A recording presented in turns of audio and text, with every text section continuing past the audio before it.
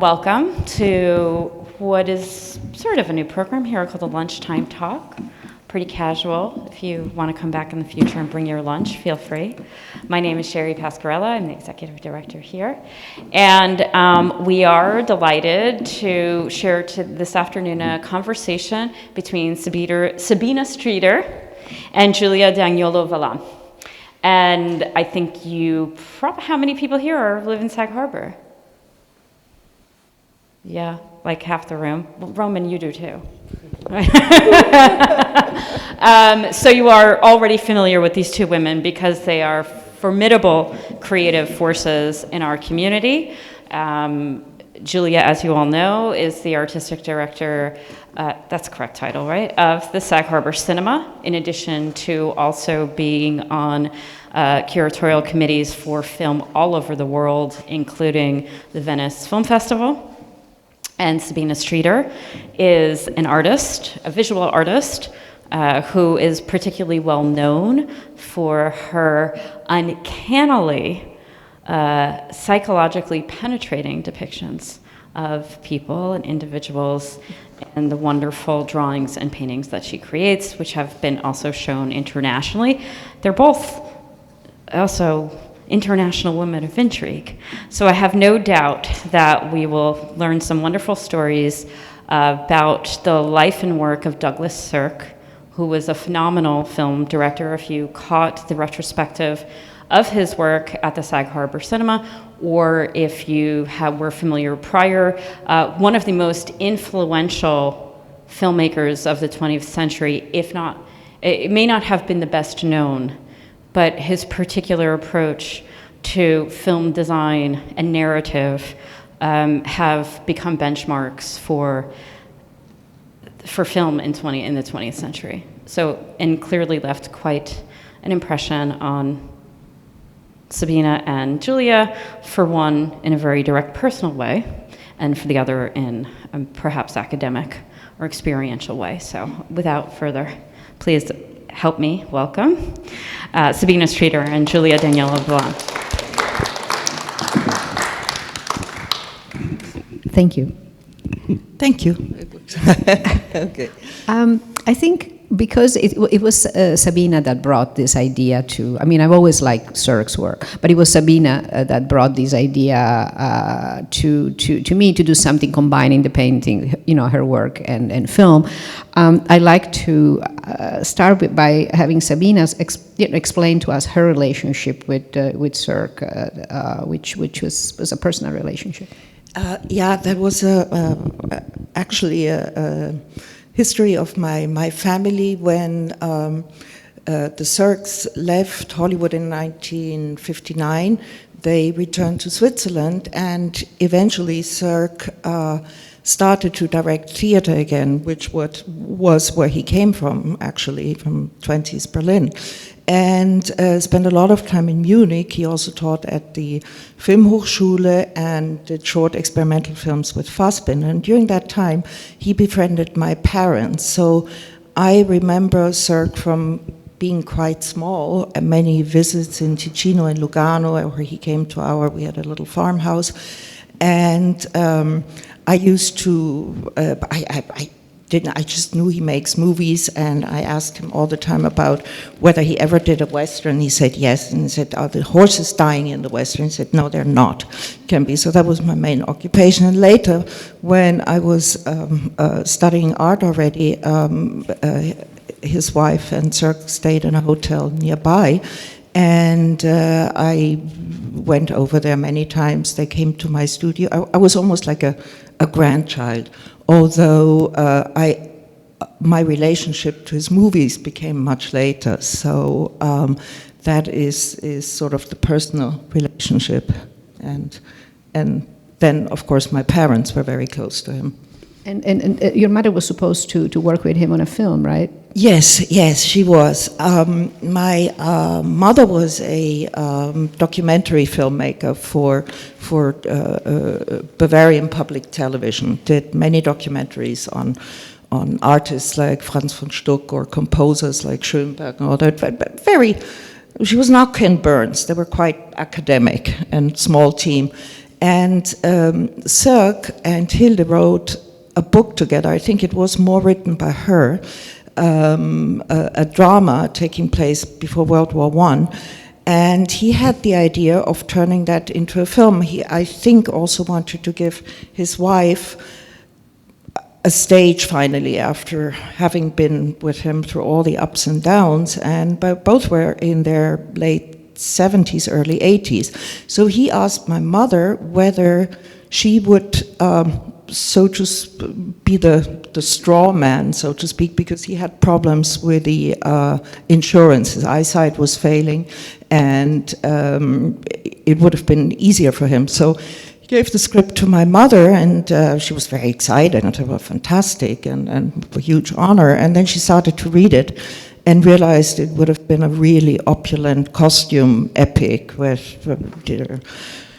carriages, and as I said before, World War I, and she got cold feet, and she realized she would have been way over her head, and she decided not to go that way, and turned it down, and it never came it was never done, this film, but the script ended up in our library, and I brought it back to Sag Harbor, and it is on view in the cinema upstairs, and I started to translate about 5-6 pages, and I hope I'm able to translate it into English. It's written in German eventually, because that way it could maybe be published, or something could be done with it, or made, yes, which of course would be extremely ambitious. So that's that story.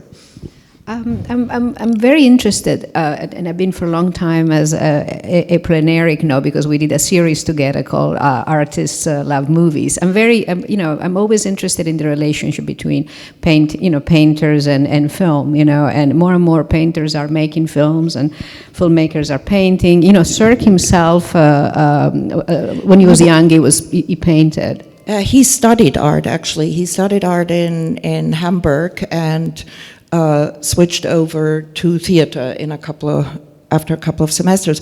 But he started out as a set designer. He did sets, and he also did storyboards for his films. And it's interesting, and I think we'll touch on it later, that he liked Delacroix and Daumier. Daumier especially being a critic of society. But anyway, going back to what I was saying before, one thing that Sabina and I have not really discussed in depth, and maybe this is a good opportunity, is why, beside the personal connection, the family connection, Sirk's work spoke to you as an artist. Because I can see the similarities, not just because you choose this phrase, but there is something about the way these films looked and the way frame faces that I think speaks in particular to your art, and I would like to know more about that.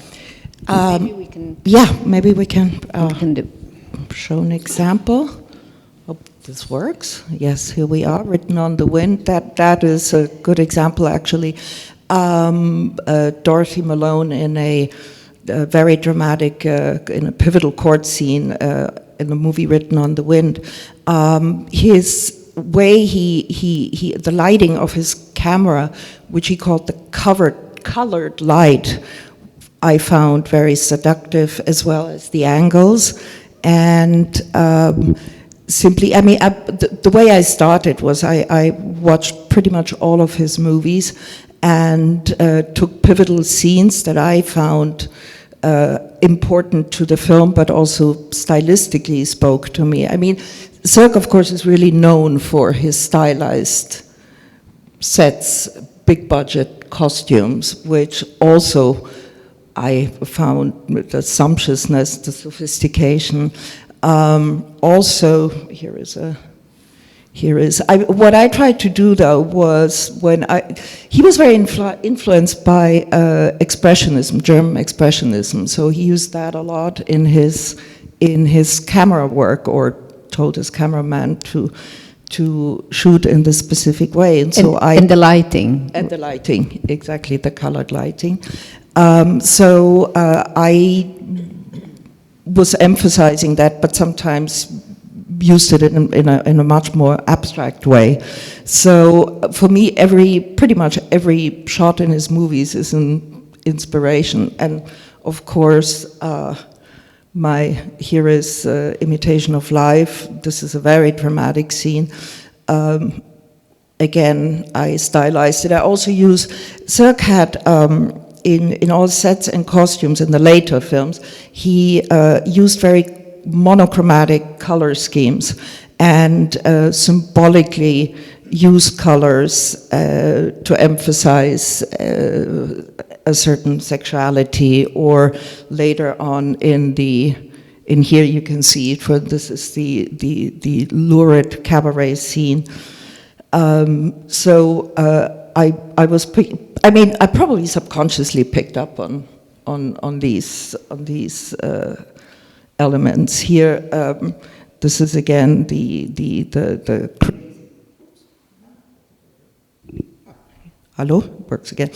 The crazy dance scene of Mary Lee, Dorothy Malone, and there's always this exotic plant in the background whenever she is extremely upset about her unrequited love to the Rock Hudson figure. So that again was, Sirk used a lot of symbolism of colors and mirrors, and again, mostly monochromatic colors and always this blue light. So it was great to be able to play around with that. And he used sets, you know, as you can see, they were highly designed, and he used sets also to create an impression of characters being trapped.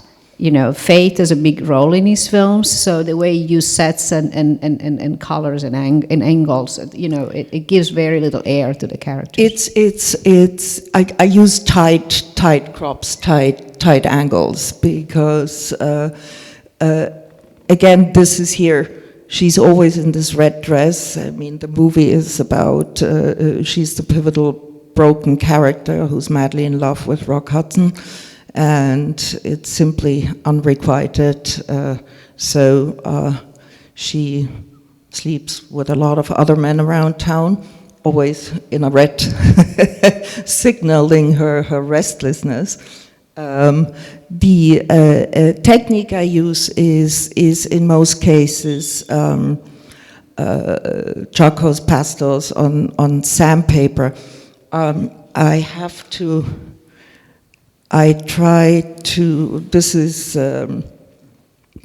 This is basically printouts and then washes over it. Imitation of Life, his most dramatic film, and I tried to do some interpretations in oils and more complicated techniques, but they ended up looking extremely kitschy, so I stayed away from it. There's always a certain element of it, although Sirk himself said that he thought there was only a very fine line between art and trash. That's one of his statements. So here we have a still from Imitation of Life. I don't know, is everybody familiar with the films, or shall we talk a little? Oh, but yeah. I want to follow a little bit on the fine line between trash and talk about these films. These films, the melodramas are the ones. The 50s melodramas are the one that is more known for, you know. And there's a group of films between 52, I think, and 59 that he did at Universal. And he had a bigger budget. They were successful films, so he did get to do more. He worked with the same director of photography, Russell Mitty. He cultivated some actors that became his actors. You know, Rock Hudson, Robert Stack. You know, he did one with Dorothy Malone and Jane Wyman. Yeah. He also, I mean, I might have his Mike, there's also a button on the side. Oh, thank you. New mic. Hello. Good. Apparently, for Imitation of Life, which was his most successful movie and his last movie in Hollywood, he had indeed a budget of $1.8 million in today's money for Lana Turner's costumes. So they were extremely lavish productions then.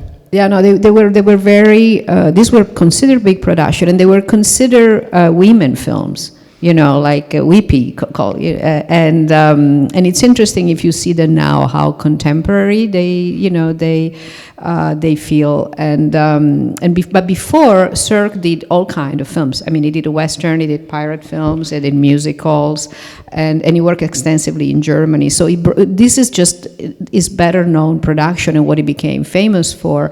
But his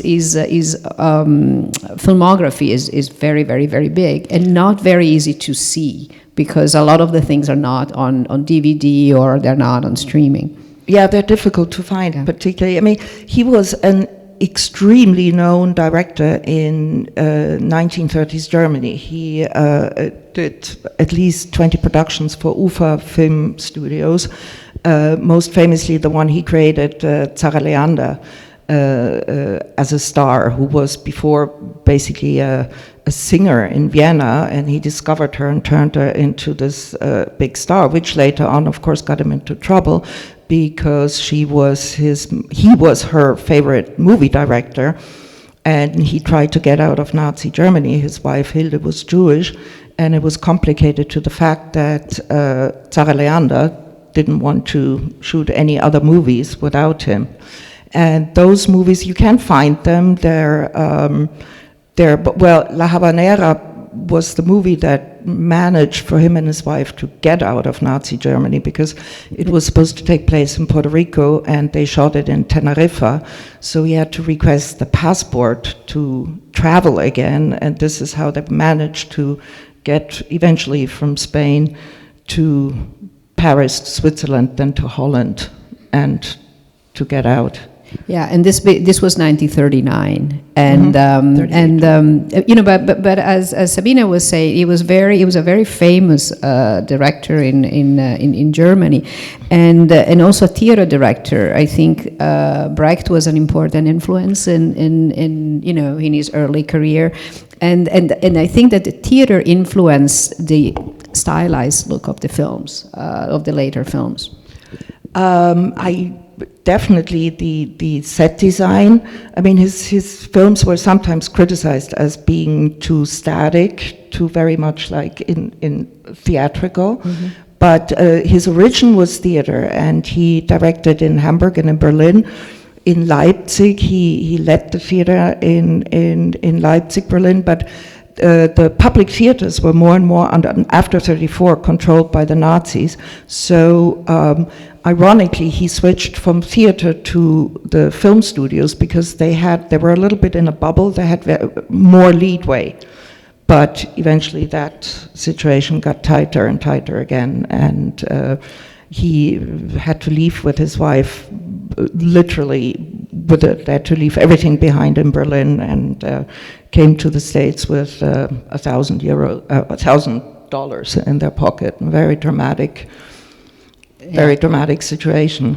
Yeah, like several other Austrian and German and Hungarian film artists and filmmakers moved to from escaped Nazi Germany and came to Hollywood. So it was another, and his reputation preceded him in Hollywood, and he started finding work, and I think one of the things that he wanted to do at the beginning, that he's always telling in his interviews, and these are lesser known films, are a series of films about American middle class, about small town America. And it's interesting that he mentioned in a couple of interviews that he wanted to do that because middle class, it was the middle class in Germany that had allowed the Nazis to take power, and so he wanted to see the States. He wanted to analyze middle class in the States, so at least portray. And then from those he evolved into this bigger budget films, which are slightly different, I think. Oh, they are quite different, but here and that was there's an installation of the script that we translated, and this is basically in the show I tried to create the wall that is in my studio on the wall at the cinema and all the inspirations from the stills and all that. But coming back to the dramatic life of Sirk and his wife, he also, the expats, when they arrived in the States, and he realized that one big handicap was he didn't speak English. Very many Germans of that generation spoke French, Latin, but they were not taught English in school. So he realized he didn't want to sit in Hollywood with all the other expats and complain about the loss of the German language and not having the same life anymore and all that. And he just said, I'm here now, I'm an American, I'm learning this language, and I'm not going to Hollywood before I don't have total control of my linguistic abilities. So Hilda and him bought a chicken farm in Northern California, and all of a sudden the highly esteemed, iconic theater and movie director Douglas Sirk was trying his hands at carpentry, and I just read they turned an old church in a house to live in, and they completely said it was the happiest years of his life. And the chicken farm turned into an alfalfa farm, and he spent about 4 years doing that until 42. He was asked to shoot this movie Hitler's Madman, which is an extremely cruel, dramatic film, and that put him back into. Then he became a script doctor for Columbia Film Studios. Was not allowed to shoot at all at the beginning, so it was a very rocky transition. But it seems he was friends with Remarque and Renoir. He always talked about, remember that actually, how much he liked Remarque and all that. But I think Hilda and him didn't want to integrate too much in the expat community.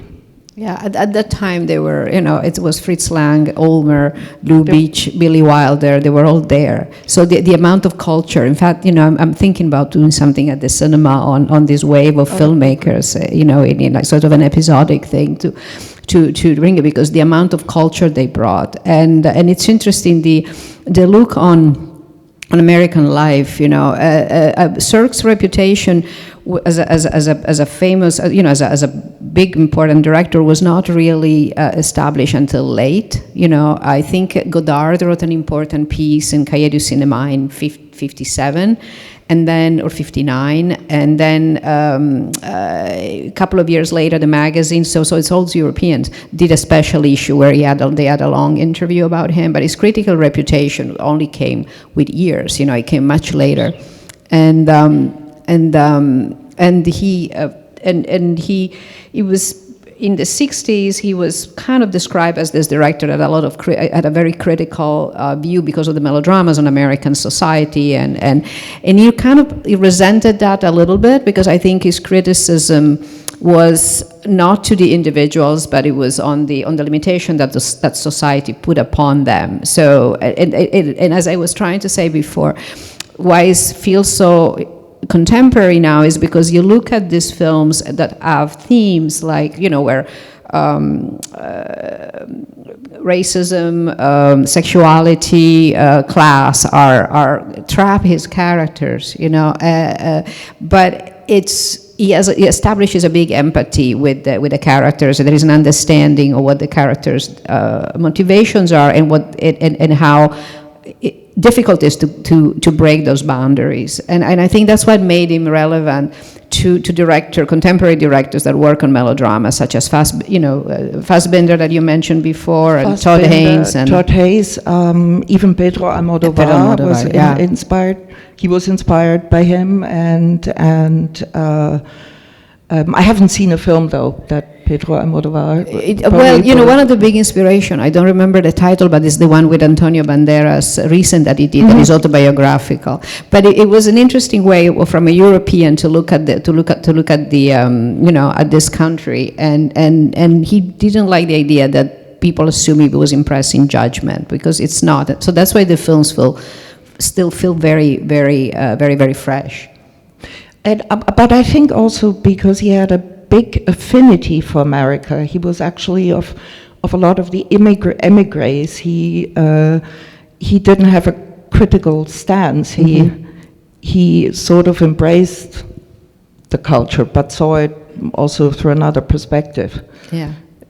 And I think the most, which we screened at the cinema, Todd Hayes, Far From Heaven, that is really almost identical to a Sirk film, except it's harsher even. Yeah, it is harsher, but it is, and Todd's films, that one is the most similar visually. It's just a replica, the lighting, the lighting is Far From Heaven. Yeah, Far From Giulia Heaven. And but most of his films have that element, that the Sirkian element, and Fassbinder, Ali Eats His Soul is a direct tribute, and in fact Fassbinder went to meet him and convinced him to go and Fassbinder was very instrumental in the revival of Sirk, of his legend and his films, because when Hilde and him left for Switzerland, Lugano, 1960, they basically cut the ties to Hollywood, not in any hostile way, but he had health issues, and at the time there was no Facebook, I suppose, and stay in touch, and they just were back in Switzerland, had it in Europe, and Sirk fell a little bit into obscurity, and then Godard, who at the time wrote for Cahiers du Cinéma, wrote a glowing review about the movie A Time to Leave It. Yeah. A Time to Love and A Time to Die, which was taken from Remarque's book, A Time to Live and A Time to Die, and which was shot completely in the ruins of Berlin with the unknown actors, John Gavin, who wasn't there, and Lilo Pulver, and which was universally panned in Germany. They did not want to deal with any more films shot in ruins. And Godard wrote this review and created an interest by the young filmmakers of Germany, and Fassbinder read it and decided he has to meet this Sirk, and wrote him and sent him a script.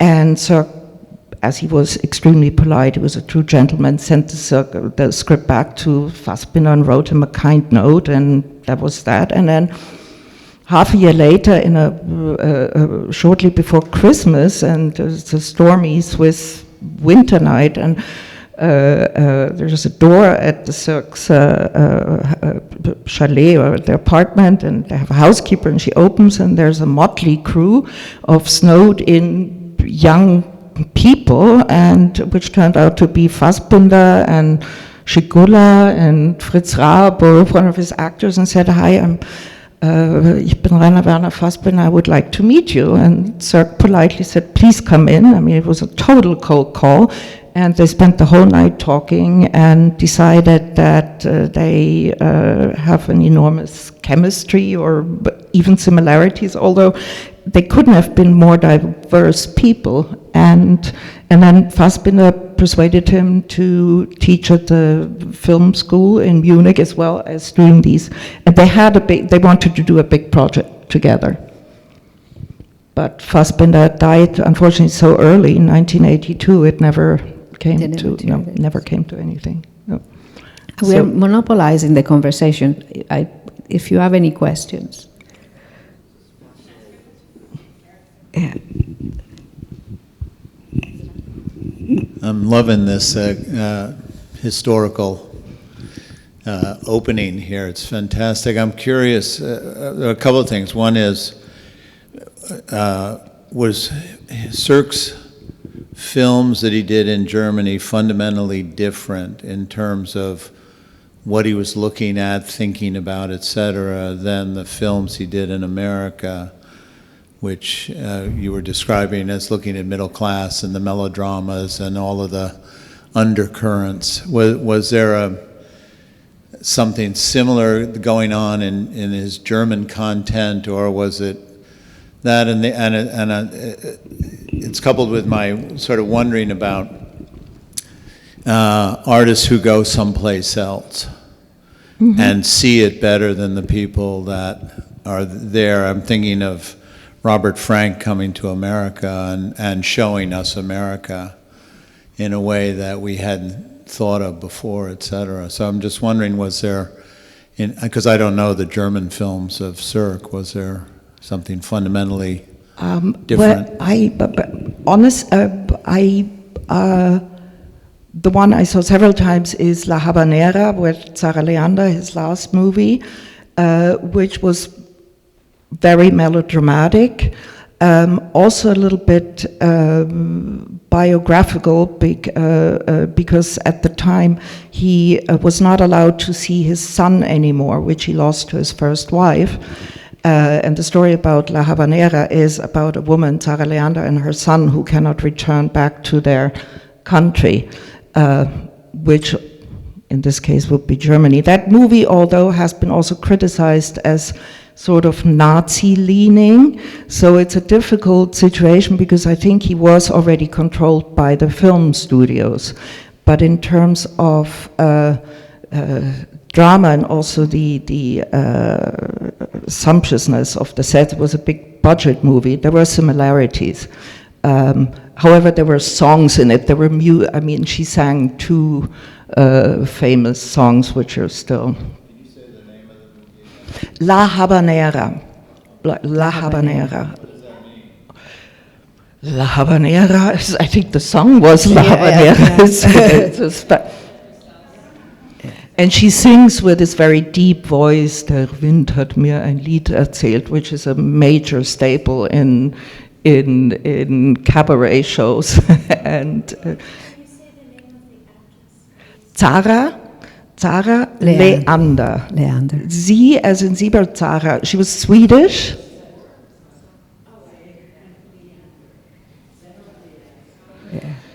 Yes, Zara Leander, she was Swedish.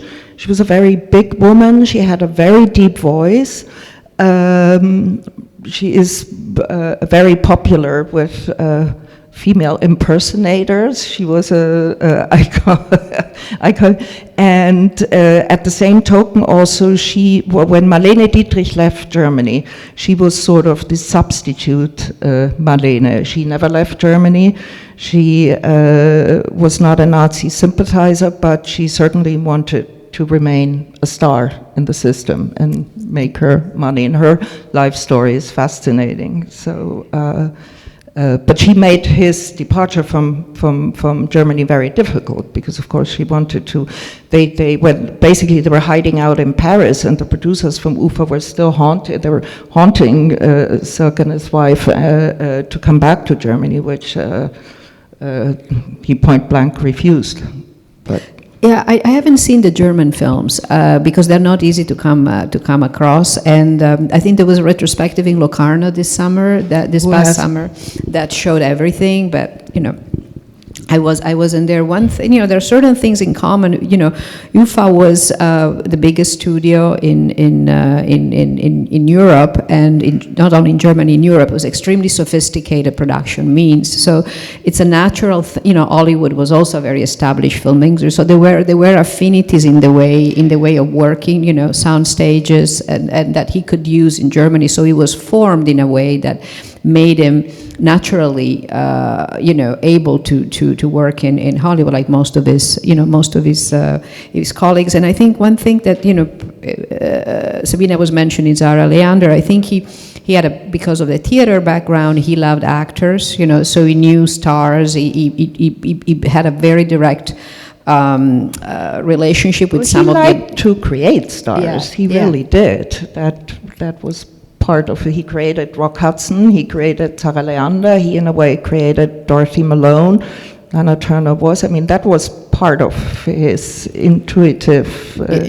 Rock Hudson, So he kind of brought his background to the Hollywood films. And I think thematically, melodrama was always interesting to him. But, in Hollywood, it was like most of directors working in the studio system, he was he was able or forced, depending on the situations, to perform in different genres. Okay. And they were black and white. They were still black and white because Kodachrome came in the early 50s, so they were still shot in.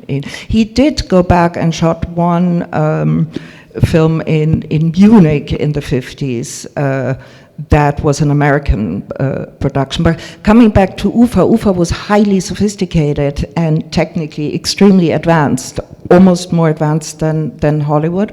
And UFA later turns into Babelberg Studios and is now back to UFA Studios and on the same force. And a lot of the films from the 20s and 30s produced in UFA were translated into, the moment there was sound, of course, were translated into English and also shown in American theaters. It wasn't sort of, there was a big exchange. Yeah, but I think there was only one, and I wish I remember the title of his films that was released in the this early films. Schlussakkord, I think. Yeah. But for instance, M by Fritz Lang was shown in American theaters. So. We have a few questions. I had one too. April, did you want to go first? I know, David, I saw you too. Oh, okay. My question is for Sabina, sort of specifically. You mentioned that the influence of Douglas Sirk on a generation of filmmakers who are more or less in your generation, like Pedro Almodovar, Fassbender, Todd Haynes, and the way that they are borrowing the images and reflecting the influence of Sirk is referential to such a high degree that in visual art we might call it appropriation.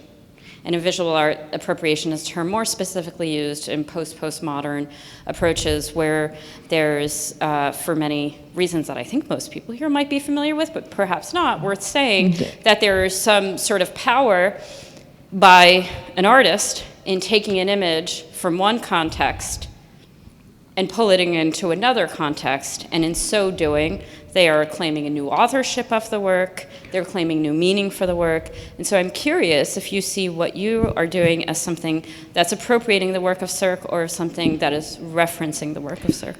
That's a great question, and I have used cinematic references all through my artistic work. I used to do series of fotoromanzi, Italian Cinecittà fotoromanzi, and which now would be called memes probably, and appropriation, and of course, you know, the influence also by Richard Prince, and the appropriation is my generation, has been a subject matter, but I try to be very careful and not directly appropriate the images, so more reference. And really,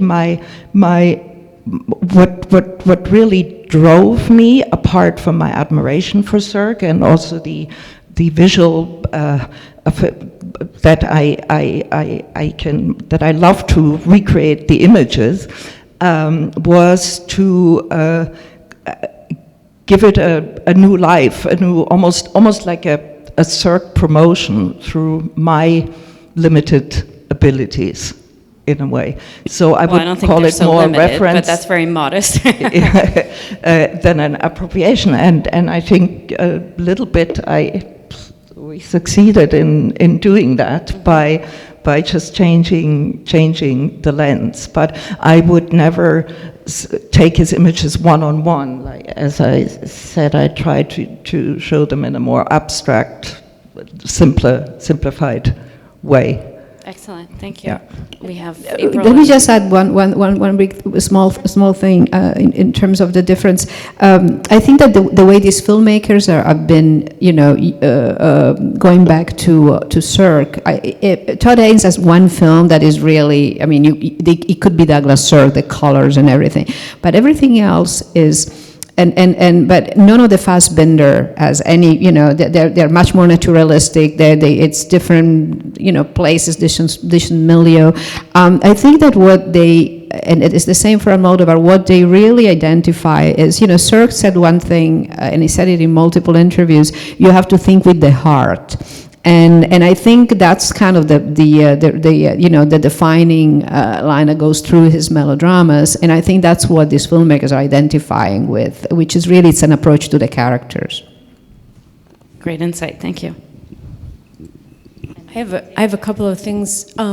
Sabina, you were saying that his films were monochromatic, but you don't mean monochromatic. You mean primary colors, maybe? What I mean is, primary colors, and also you would see very few patterns. Right, For but instance, you don't really see monochrome. But you see, for instance, in I don't know if I have a good, but All That Heaven Allows, the Jane Wyman character is mostly dressed in beige because she is this widow, she is this Frenchman who meets this absolutely striking Rock Hudson. And Rock Hudson is mostly in reddish checkerboards, but they're always there are leading colors in. They seem essentially symbolic. Yes. But they're very powerful, and almost all of the images that you've shown have shown these contrasting, like as you said, there's always, I thought it was fascinating that you pointed out there's often a blue lit which he called the colored against light. which all the other primary colors bounce. Even the shot in the car with her and Rock Hudson, it's like the green steering wheel, his green. He has green in his outfit. There it is. There she is. Like yes. They seem very orchestrated, but definitely not monochromatic. I just wanted to ask whether there's films that I don't know. Orchestrated is the correct word. Monochromatic, I just meant in terms, you would in none of the, also in this film, the Lauren Bacall characters dressed in blues and mauves, you would never see a purple or a polka dot or on the female costumes. So they're devoid of busyness. That's basically what I mean. Here I took a liberty. This is shot in black and white, Tarnished Angels, the classic film noir. And I didn't want to replicate it, coming back to the appropriation issue. You're a color contrarian, clearly. Yeah, exactly. I have two more questions. Do you, and this is, well, let's start with one for you. Would you, Sabina, prefer that, which director would you like to direct the translated version of the script that you're slowly working on once you have it all translated? Ooh, that's easy. Of course, there would be Todd Hayes. That's what I thought too. Okay. But I mean, this is a pipe dream of mine. The thing is that I don't know if this errant. It's a book. It's in the vitrine. You probably saw it in the cinema. Mm-hmm. If there's another copy, that would be a question for the foundation in Zurich. If that's the only one, and it is really a book. And it's typed, and it's slowly fading. So I cannot even copy it. And it is in German, and I've told people about it, they'll find it fascinating, but it has to be in English, and I really want to translate it, that it's not fading in front of and it should go in an archive eventually, but knowing archives, it would just be in this archive and probably never be rediscovered. So I pledge to myself that in those free time that I will translate those 500 pages for better or for worse, and then maybe send it to Todd Hayes. And then my last question is for both of you, which is, there's for instance, in Imitation of Life, which is the one I'm most familiar with, yes, it's melodramatic, and it principally centers on women's emotions, women's characters, women's strife, and women's subjugation. And I think it's an extremely feminist movie, even though it's also so much about racial inequities in America, and the middle class, and the American dream, and it's like the subjugation of people with strong wills, mostly women, who are stuck in this fake American dream thing, which is so patriarchal, etc. But do you think that there are, because there's so many strong female characters in his movies, do you think that women are a kind of alter ego for him, or how would you describe his. It's just it just is something that I've wondered about. I think actually it comes a little bit with the genre because melodrama. These were considered films, films for women, and tear jerkers. And women are the ones that cry, So it's it's America's of the of the 50s. So I think that, and he was, it's interesting because he was, he was very powerful in Germany, and at some point when he started making money, powerful in Hollywood, but he still had to deal with what the system was requesting him to do, which is like, the little happy ending stuck at the end. And he made it very seamless, it's almost like it becomes unreal. His happy endings are almost unreal. They're so put there that so I think it was an instrument of the genre. He liked actors as well, but I think the story, the melodramas were considered women films. And also Imitation of Life was a novel by Fanny Hurst, which was extremely successful and was turned into a movie in 1934 with Paulette Goddard. So this was the second, so it's a literary film. So he did not create the script. The strong women were in an essay, and the racial the racial theme is the most important in the film, was already written by Fanny Hurst. And Magnificent Obsession was also a movie before. So these were properties that the studios were recycling. He just brought his mark to them, and his mark is just incredible, compared to other filmmakers that would have just rehashed the same material. But I think he definitely identified with the female character.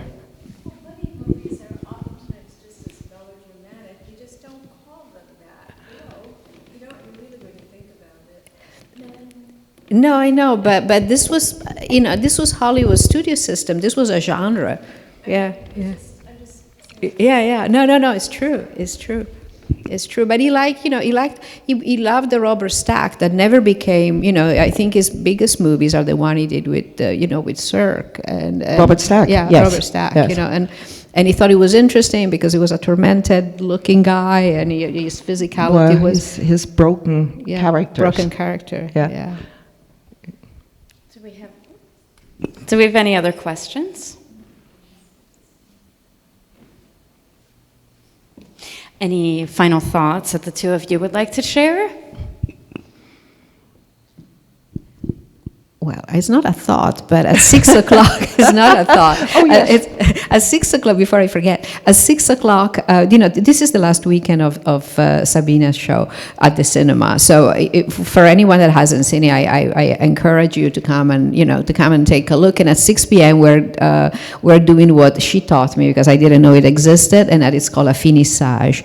And so it's a drink. Pretentiously, yes. Yeah. And my final thought is I want to thank Giulia for making this whole exhibition possible.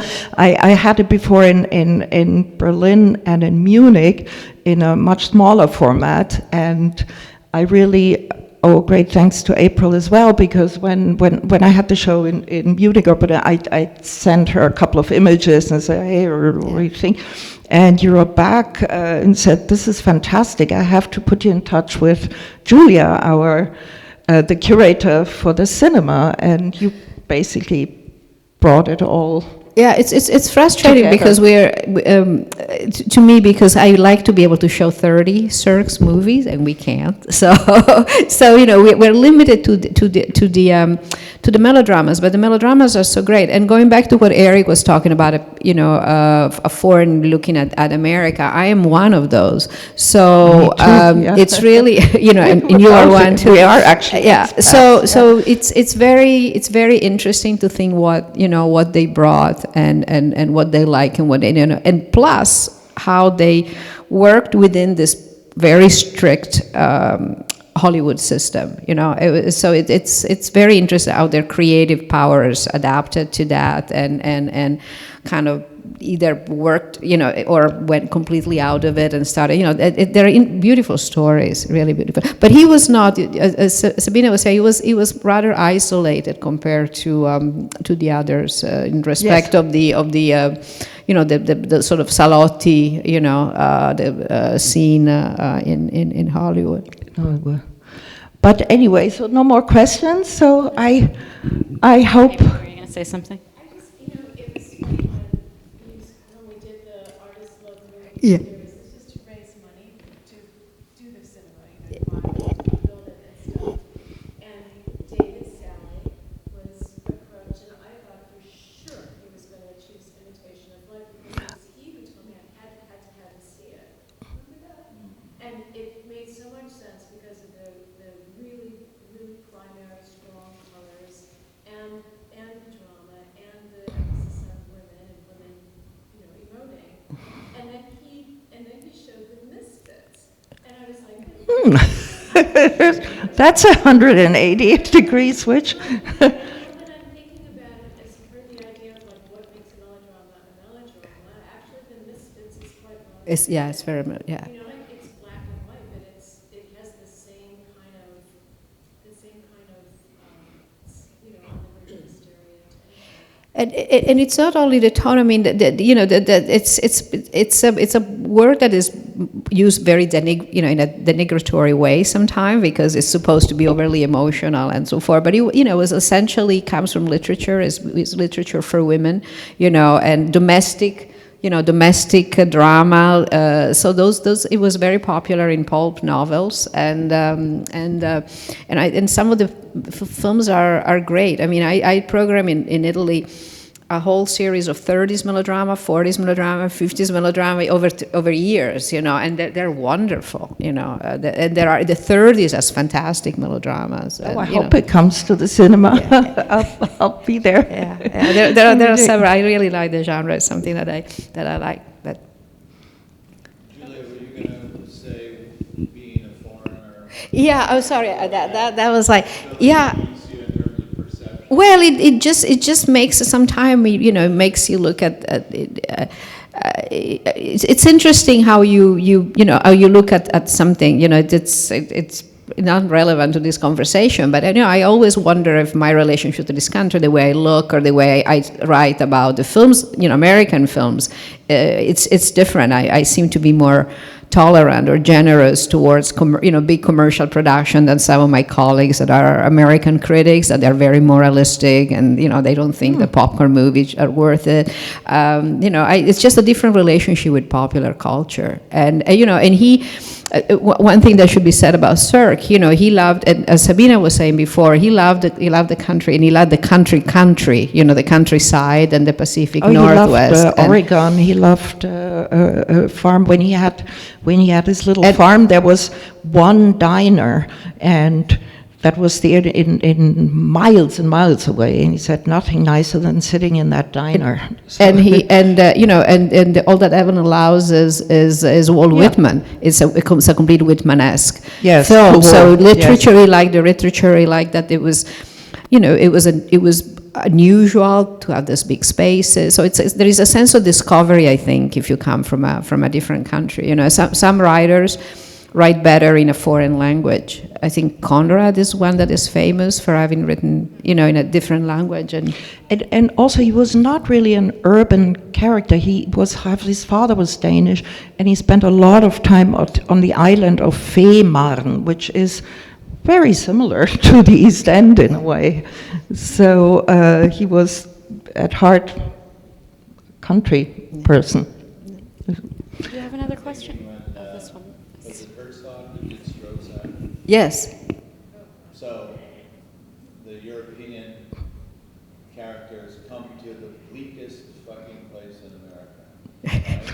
Right? Paris, Texas, yes. In America to pursue the American dream. I mean, Yeah. it's very interesting. A little bit, yes. Wim Wenders, certainly, with the bleak, one-stop small towns, and it's true. It's very true, yeah. Mona, you had a question? Yeah, I just want to thank you. This is such a experience because I think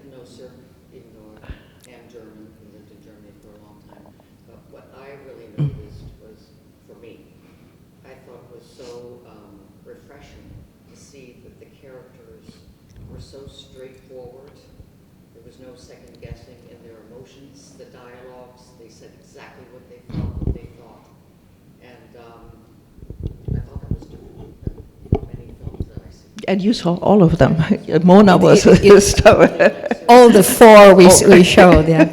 but twice. Only the four we showed, all the four. So, I want to thank you and also yeah. for having the background and Giulia.